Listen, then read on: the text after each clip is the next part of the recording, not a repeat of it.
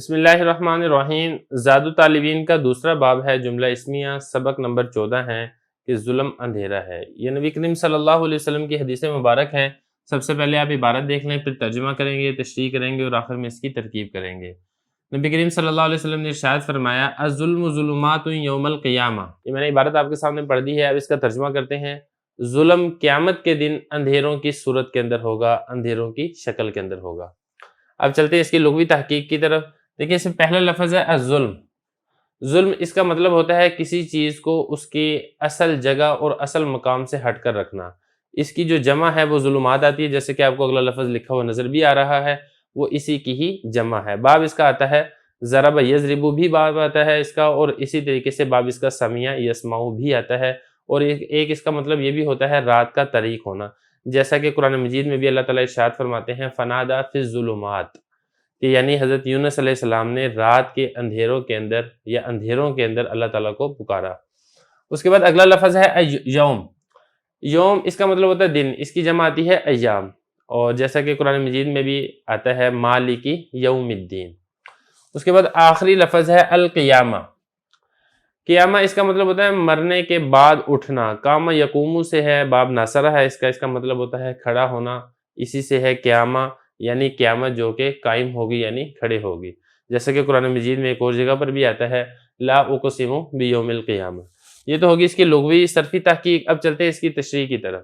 دیکھیں ظالم قیامت کے دن تاریکی میں ہوگا، مطلب اس حدیث کا کیا ہے؟ مطلب اس حدیث کا یہ ہے کہ قیامت کے دن ظالم کو میدان محشر میں تاریکیاں اس طریقے سے گھیرے ہوئے ہوں گی کہ وہ نور جو مومنوں کو ملے گا یہ اس سے بالکل محروم ہوں گے، کیونکہ مومنوں کے نور کے بارے میں قرآن مجید میں ہی اللہ تعالیٰ ارشاد فرماتے ہیں نورہم یسعی بین ایدیہم و بایمانہم، کہ ایمان والوں کا نور قیامت کے دن ان کے سامنے اور ان کے دائیں طرف وہ دوڑ رہا ہوگا، پھیل رہا ہوگا۔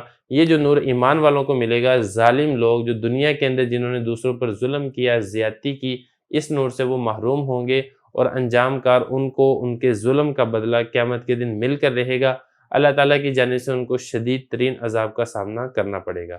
یا دوسرا ایک اور مطلب اس حدیث کا یہ بیان کیا گیا ہے کہ ظلمات سے مراد ہے قیامت کے دن کی تکالیف اور پریشانیاں اور مشکلات، کہ ظالم لوگ قیامت کے دن تکالیف میں ہوں گے، پریشانیوں میں ہوں گے، مصائب کے اندر ہوں گے، بالکل ایسے ہی جس طرح انہوں نے دنیا کے اندر ظلم کر کے لوگوں کو تکلیفیں پہنچائی تھی، لوگوں کے ساتھ زیادتیاں کی تھیں، لوگوں کو پریشان کر کے رکھا تھا۔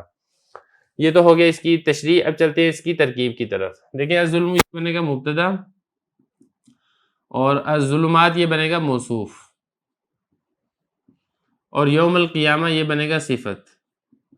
موصوف اپنی صفت سے مل کر پھر یہ بنے گا خبر، خبر بنے گا یہ اس مبتدا کی، مبتدا اپنی خبر سے مل کر جملہ اسمیہ خبریہ۔ لیکن آپ یہاں پر یہ بھی نوٹ کر لیں کہ یوم یہ مضاف ہے، قیامہ یہ مضاف الیہ، مضاف الیہ سے مل کر یہ ظرف ہے، اور ظرف آپ کو معلوم ہے کہ اس کے لیے کسی نہ کسی فعل کی یا شبہ فعل کی ضرورت ہوتی ہے۔ اب یہاں پہ چونکہ پیچھے فعل یا شبہ فعل مذکور نہیں ہے، تو اس لیے ہم یہاں پہ شبہ فعل محذوف نکالیں گے، اور شبہ فعل کا یہ بنے گا مفعول فی۔ تو شبہ فعل اپنے فاعل اور مفعول فی سے مل کر پھر یہ اس موصوف کی صفت بنے گا، موصوف اپنی صفت سے مل کر پھر پیچھے مبتدا کی خبر بنے گا، اور مبتدا اپنی خبر سے مل کر جملہ اسمیہ خبریہ ہوگا۔